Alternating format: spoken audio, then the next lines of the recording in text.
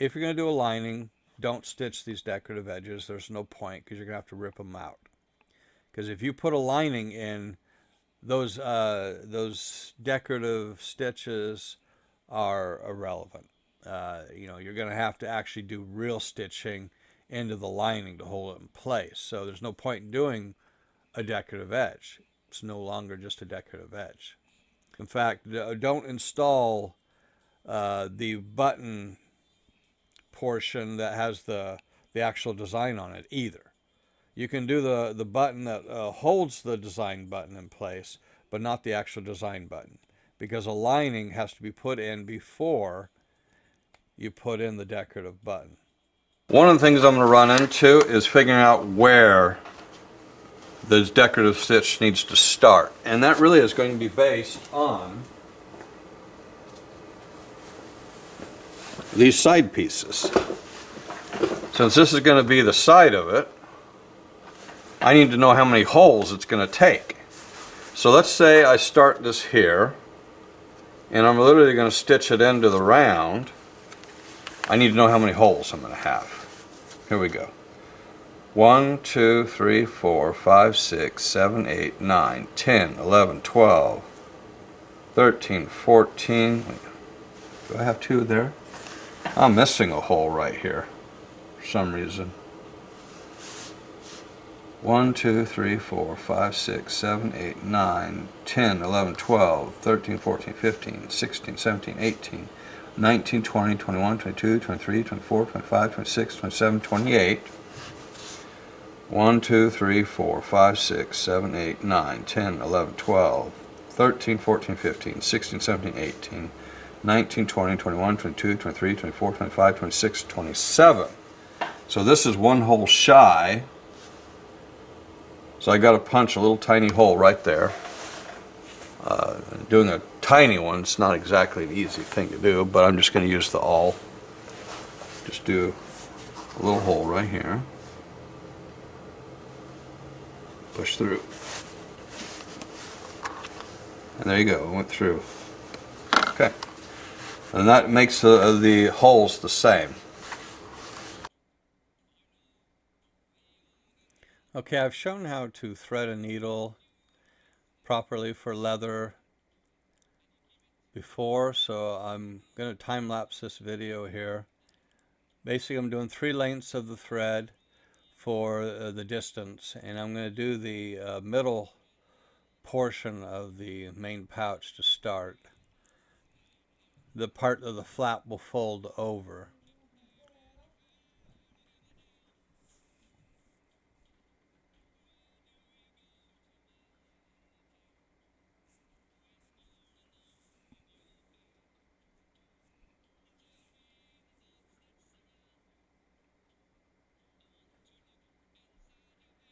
I'm doing time-lapse video primarily because people aren't watching the entire videos anyway.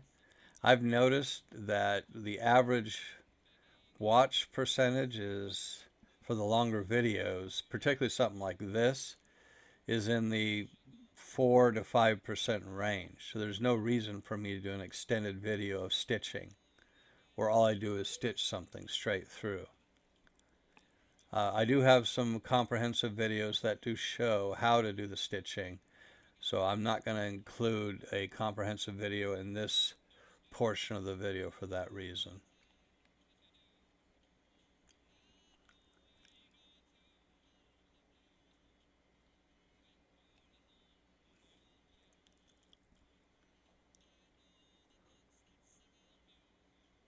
I did buy a green wax thread just to make it look a little bit nicer. But the truth is, whenever you burn the wax thread to solidify it, it alters the color anyway.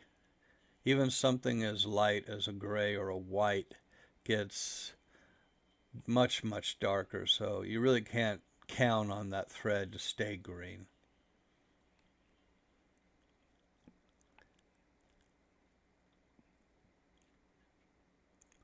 And as I said before in the beginning, if you're planning to do a lining, do not stitch this area that I'm stitching right now or along the outer edge at the flap, there's no reason to stitch that stuff decoratively, because you're going to glue a lining to the inside, and you're going to have to repunch the holes through the lining material and then stitch through the lining all along the edge, or at least the sections here that I'm doing right here.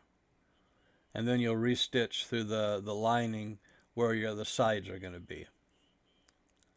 So there's no point in doing this stitching, just as a reminder, if you're going to do a lining.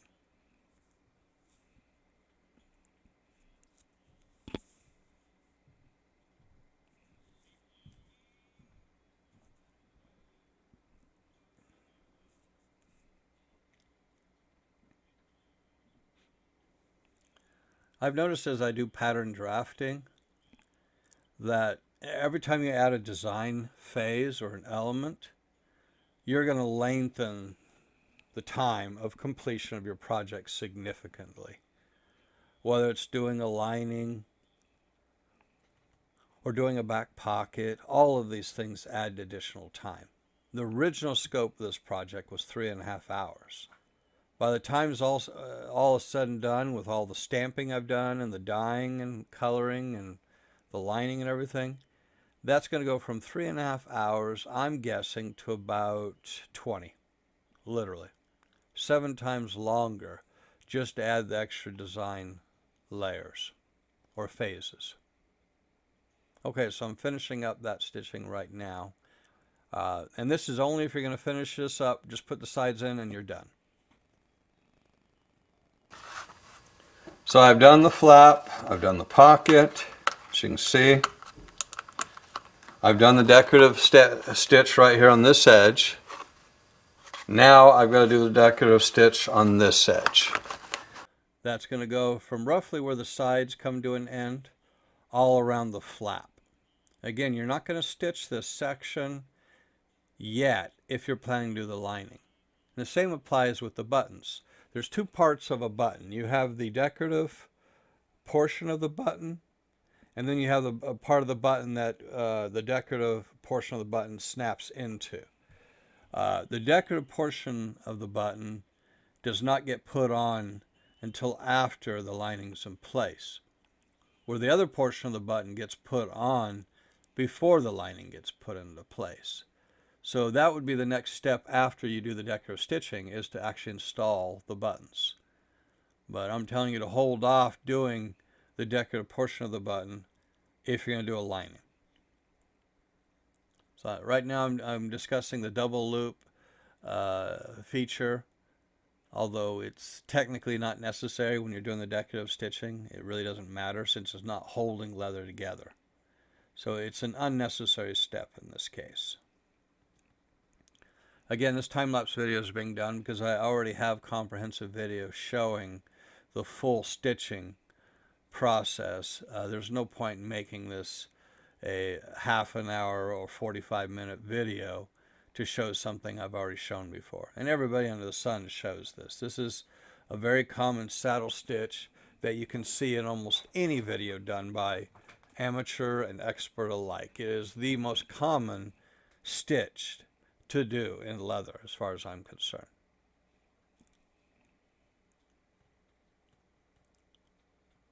You will notice when you're doing the decorative stitching like that, that tugging too hard can actually pull the leather inward and warp it just a little bit.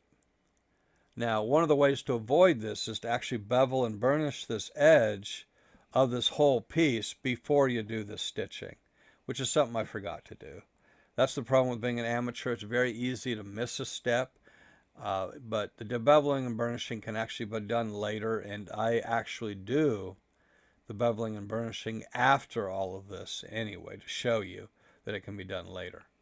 Just so you know that you can do the beveling and burnishing now if you're not going to put a lining in.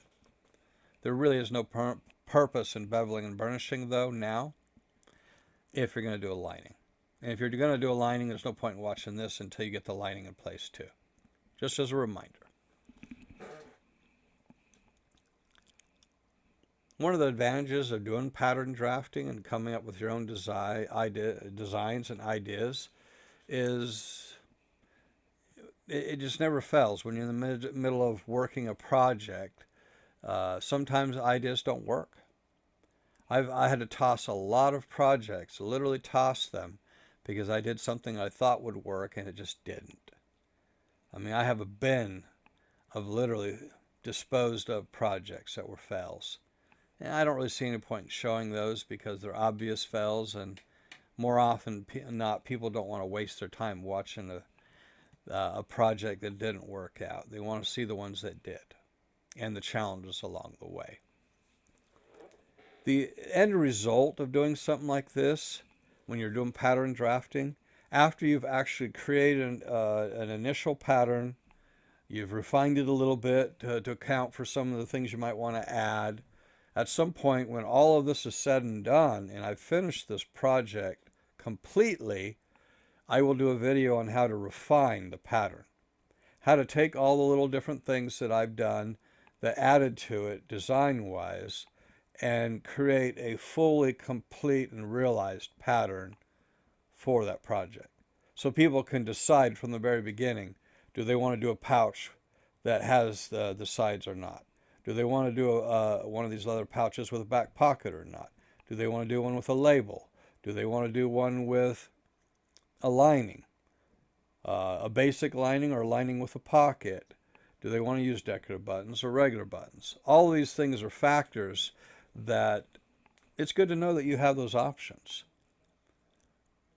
I think that's how people can customize even the simplest patterns into something a little more complex, but that's unique to them. And ultimately, that's why you want to learn how to do pattern drafting, is for that very purpose.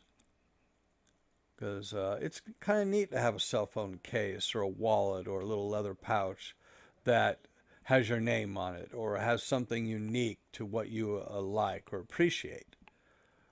Like this, for someone who is a fan of Ireland or actually has Irish descent like myself, to have something that speaks to your interest in the country and the value you place on that country.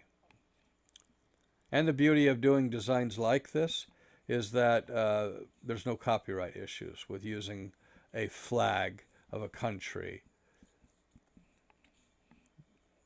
where if you try to pull an image online and try to incorporate it, you could very well be dealing with copyright issues. That's definitely something to be aware of. You do not want to run into copyright issues. That's one of the reasons why I avoid using anything that might be issues. Now it looks like the cat decided to show up. Got to give it a little attention.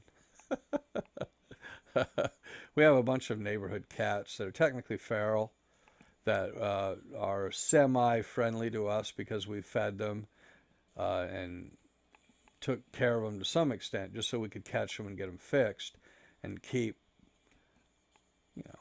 3 or 4 cats from turning into 100, because they breed like crazy, like rabbits, literally. So I'm getting close to the finish here, where I will just cap it off.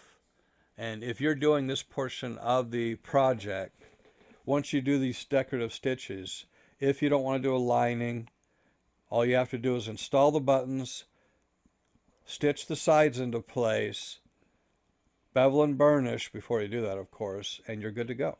So bevel, burnish, install buttons, and stitch the sides in place, and the project's finished.